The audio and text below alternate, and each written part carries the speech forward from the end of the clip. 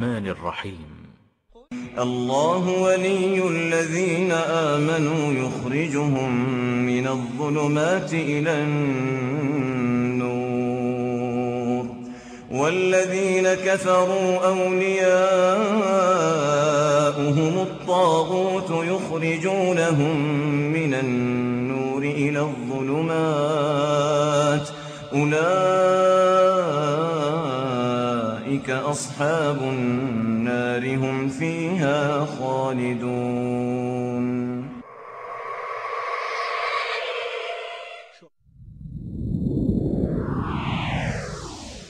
ہمارا پیغمبر یونس علیہ السلام ہم سے اجازت مانگے بغیر، ہم سے پوچھے بغیر اپنی بستی سے چل پڑا. وہ یہ سمجھا کہ شاید ہم اس بات پر قادر نہیں.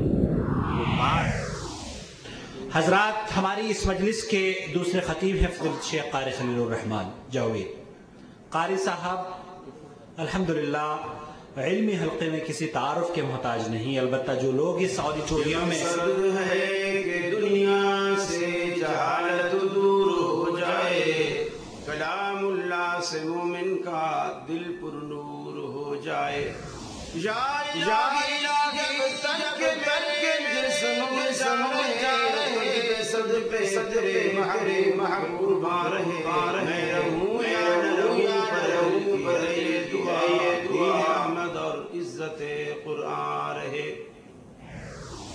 میں صرف آپ کی محبت کے جواب میں یہ دعا ہی دے سکتا ہوں کہ جس ذات کی وجہ سے آپ محبت رکھتے ہیں وہ ذات بھی آپ سے محبت کرے، اور جس طرح آپ نے مجھے یہاں عزت دی ہے اللہ آپ کو دنیا اور آخرت میں دونوں جہانوں میں عزت نصیب فرمائے. میں موضوع سن کے حیران ہو رہا تھا کہ شرک کے تو اتنے دروازے ہیں، آپ کہیں دور نہ جائیں، صرف ملتان میں چلے جائیں، جس گلی میں جائیں گے وہ دروازہ کسی نہ کسی مزار پہ ہی کھلے گا.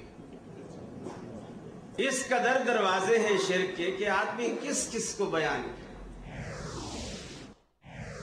دیتا ہوں فصاحت و بلاغت اردو زبان میں اس موضوع کو آگے لے کر چلنے والے ہمارے رحمان جناب قاری خلیل الرحمان. ان دونوں ہاتھوں کو کس نے بنایا؟ اللہ. اور یہ ایک ہی بندے کے دونوں ہاتھ ہیں، لیکن آپ اس ہاتھ سے سارے اچھے کام کرتے ہیں اور اس ہاتھ سے غلیظ کام سارے اس سے کرتے ہیں. میرا گھر ایسا ہے کہ اللہ تبارک و تعالیٰ کے رسول جب میرے گھر کی دہلیز پہ قدم رکھیں گے اور گھر میں رکھی ہوئی چیزوں پر نظر ڈالیں گے تو کیا اللہ تبارک و تعالیٰ کے رسول خوشی خوشی اگلا قدم اندر رکھیں گے یا رکھا ہوا قدم بھی پیچھے ہٹا لیں گے؟ اللہ کے رسول ایک وقت ایسا تھا، میں جوان تھا، بالکل کمزور تھا.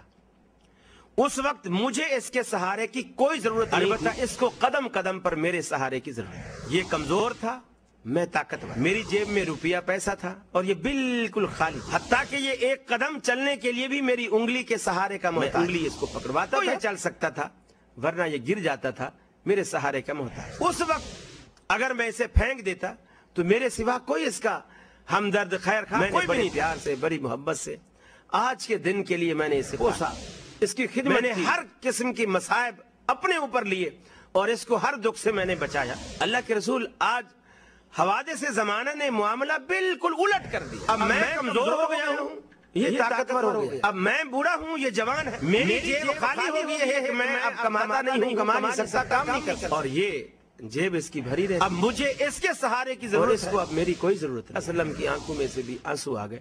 آپ نے اس بیٹے کو کہا خبر انتا و مالک لابیک، نہ تو اپنا ہے نہ تیرا مال تیرا. آج کے بعد تو بھی اپنے باپ کا ہے، تیرا مال بھی تیرے باپ. 5 وقت کی نمازوں کو پڑھے، یہ بھی قید نہیں با جماعت جا کے پڑھے، یہ بھی قید نہیں حرم میں جا کے پڑھے، یہ بھی قید نہیں مسجد میں جا کے کہیں پڑھے، گھر میں بھی پڑھے لیکن پڑھے. مسجد میں بھی جاتی اچھی بات ہے، اس کو اجر ملے گا، ثواب ملے گا، لیکن اگر نہیں جاتی تو وہ ثواب جو مرد مسجد میں جا کے پاتے ہیں اس کو وہی ثواب گھر میں ملے. رسول تم پر بوجھ نہیں، رسول تم پر مصیبت نہیں، بلکہ لقد من اللہ علی المؤمنین اگر تم ایمان کا دعویٰ کرتے ہو تو ایمان والو اللہ کا رسول تم پر اللہ کی طرف سے نازل ہونے والا احسان عظیم ہے. اللہ نے یہ قرآن مجھ پر اتارا. جیسے میں مثلا آیا، اب پاکستان چلا جاؤں، اب میں کسی سے جا کر کے کہوں کہ میں جب جدے گیا تھا بھائی عاقل سے میری ملاقات ہوئی تھی. میں پاکستان جاؤں اور کسی کو کہوں کہ میں جب جدے گیا تھا بھائی عاقل سے میری ملاقات ہوئی تھی، تو کیا اس بات کا یہ مطلب ہے کہ عاقل بھائی کے سوا کسی سے میری ملاقات نہیں ہوئی تھی؟ اس بات کا یہ مطلب ہے؟ اگر میں کسی سے کہوں کہ جب میں جدے گیا تھا بھائی عاقل سے میری ملاقات ہوئی تھی، اس سے یہ تو ثابت ہو گیا کہ ہاں بھائی عاقل سے میری ملاقات ہوئی ہے، یہ بات قطعی ہے. ٹھیک، لیکن اس بات سے یہ نتیجہ نکالنا کہ کسی اور سے میں ملا ہی نہیں ہوں، یہ تو اس بات سے نہیں نکلتا نا. اللہ کے نبی نے کہا وَأُوحِيَ إِلَيَّ هَذَا الْقُرْآنُ، یہ قرآن مجھ پر وحی کیا گیا. ٹھیک ہے، یہ قرآن آپ پر وحی کیا گیا، لیکن اس سے یہ نتیجہ نکالنا کہ قرآن کے سوا کچھ وحی نہیں کیا گیا، یہ تو ثابت نہیں ہوتا. قرآن وحی کیا گیا ٹھیک ہے، لیکن قرآن کے علاوہ کچھ بھی وحی نہیں کیا گیا، یہ تو نتیجہ اس سے نہیں نکلتا.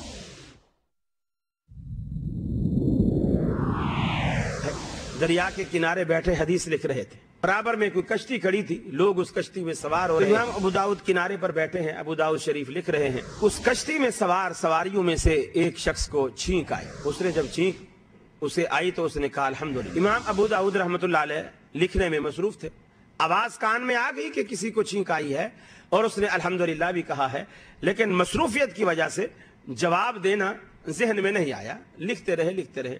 جب حدیث پوری ہو گئی اور ادھر سے کشتی بھی نکل چکی تو پھر یاد آیا کہ یار کسی نے چھینک کہی تھی اور اس پر الحمدللہ بھی کہا تھا، تو میں نے اسے جواب ہی نہیں دیا. اے ابو داؤد، اگر حدیثوں پہ عمل ہی نہیں کرنا تو پھر تیرے لکھنے کا کیا فائدہ؟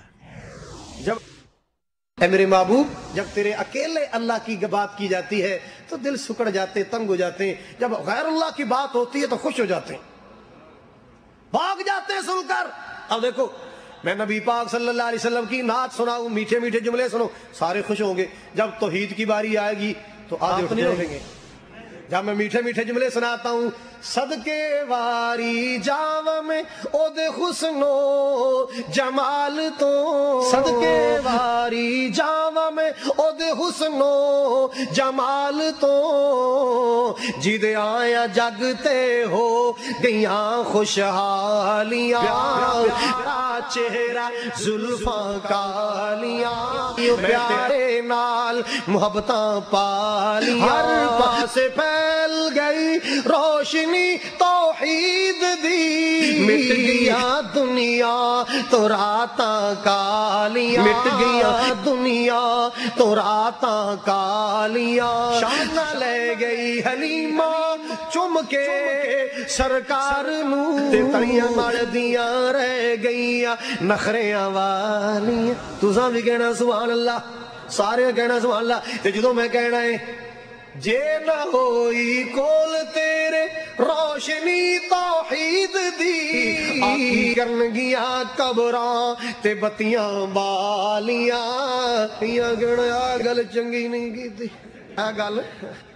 اور میں کیا کملیا بھراوا، قبر تے منہ بتیاں بالے گا، روشنی اتے اتے رہنی، میت تک نہیں جانی. اپنی ہڈیوں کا رس پلا کر اپنے دل کے چین کو،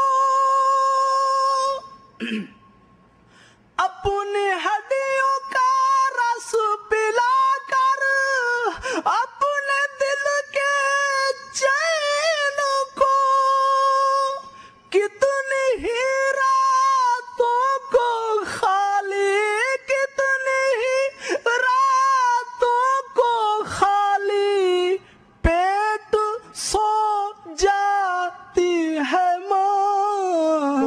صورت حسی یہ بدن ہے، اس کو بے جان ہونا پڑے گا. فرش مخمل پہ اے سونے والو، فرش مخمل پہ اے سونے والو، تم تمہیں قبر میں سونا